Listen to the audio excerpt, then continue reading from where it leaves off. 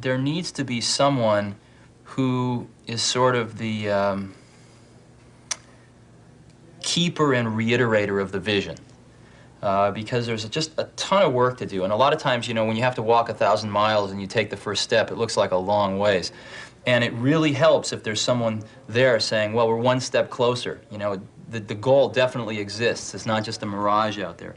So in 1,001 little and sometimes larger ways, the vision needs to be reiterated. I do that a lot. I've forgotten how much work it actually is to start a company. It's a lot of work.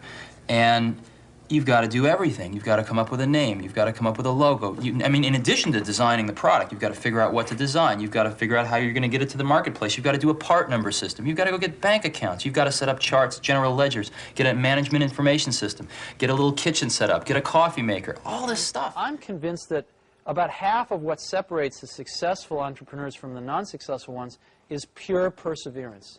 It is so hard. You pour so much of your life into this thing, and there are such rough moments in time that most people give up.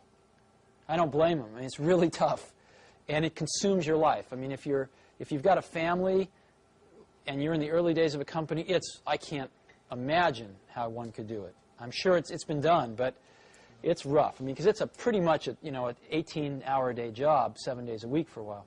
So unless you have a lot of passion about this, you're going to not survive. You're going to give it up.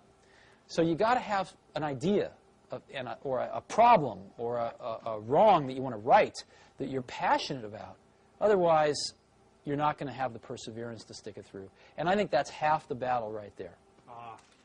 People say you have to have a lot of passion for what you're doing, and it's totally true. And the reason is because it's so hard that if you don't, any rational person would give up. It's really hard, and you have to do it over a sustained period of time. So if you don't love it, if you're not having fun doing it and you don't really love it, you're going to give up. And that's what happens to most people, actually. If you really look at the ones that ended up being successful, unquote, in the eyes of society and the ones that didn't, oftentimes it's the ones that are successful loved what they did so they could persevere when it got really tough. And the ones that didn't love it quit because they're sane. Right? Who would want to put up with this stuff if you don't love it? So it's a lot of hard work, and it's a lot of worrying constantly. And if you don't love it, you're going to fail. So you got to love it. You got to have passion.